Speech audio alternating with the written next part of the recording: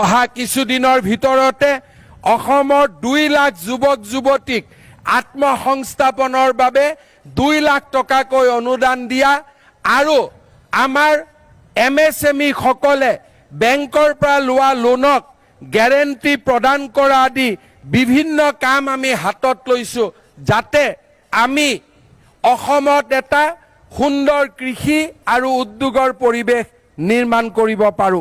Micro ফাইনেন্সৰ loan ৰেহাইৰ বাবে আমি লোৱা ব্যৱস্থাই ইতিমধ্যে 15 লাখ লোক মহিলাক উপকৃত কৰিছে আৰু আমি অতি কম দিনৰ ভিতৰতে আমি আৰু 3 লাখ আই মাতৃক সকাহ দিয়াৰ বাবে ব্যৱস্থা গ্ৰহণ কৰিম।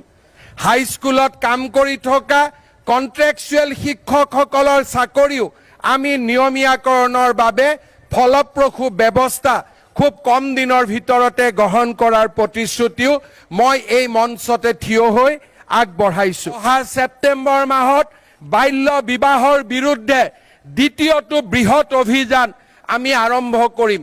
মই যোৱাবাৰ তিৰংগ পতাকাৰ তলত ঘোষণা কৰাৰ দৰে পুনৰ এবাৰ মই ঘোষণা কৰিছো যে 2026 চনৰ ভিতৰলৈ অসমত আমি বাল্য বিবাহৰ ব্যৱস্থা সম্পূৰ্ণৰূপে আমি নোহোৱা কৰিম আৰু অসমৰ ছোৱালীসকলক মোৰ কন্যা সন্তানসকলক এটা সুস্থ জীৱন দিয়াৰ বাবে আমি প্ৰচেষ্টা হাতত ল'ম। শ্ৰদ্ধাৰ ৰাইজ, কেইটামান কথা আপোনালোকৰ আগত আজিৰ এই শুভ দিনটোত মই আপোনালোকৰ লগত শ্বেয়াৰ কৰিব খুজিছো।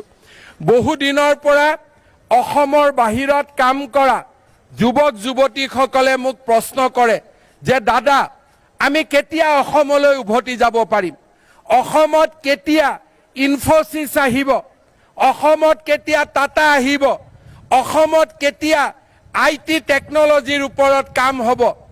মই অসমৰ ৰাইজক আশ্বাস দিব খোজো যে আমি আমাৰ চৰকাৰে যোৱা 2 বছৰ এই দিশত নিৰবিচ্ছিন্নভাৱে কাম কৰিছে আৰু অহা 2-3 মাহৰ ভিতৰতে আমি আপোনালোকক এটা ভাল খবৰ দিম যাতে অসমৰ বাহিৰত কাম কৰা ইঞ্জিনিয়াৰসকল, অসমত বাহিৰত কাম কৰা IT ইণ্ডাষ্ট্ৰীৰ লগত জড়িত যুৱকসকল লাহে লাহে নিজৰ মাতৃভূমি অসমলৈ উভতি আহিব পাৰে আৰু অসম মাতৃৰ পৰাই তেওঁলোকে যাতে নিজৰ ভাৰত মাতৃ আৰু অসম মাতৃক সেৱা আগবঢ়াব পাৰে। প্ৰযুক্তিৰ দিশত এক বৃহৎ বিনিয়োগৰ ঘোষণা খুব কম সময়ৰ ভিতৰতে কৰাৰ বাবে মই আশা বুকুত বান্ধি ৰাখিছো।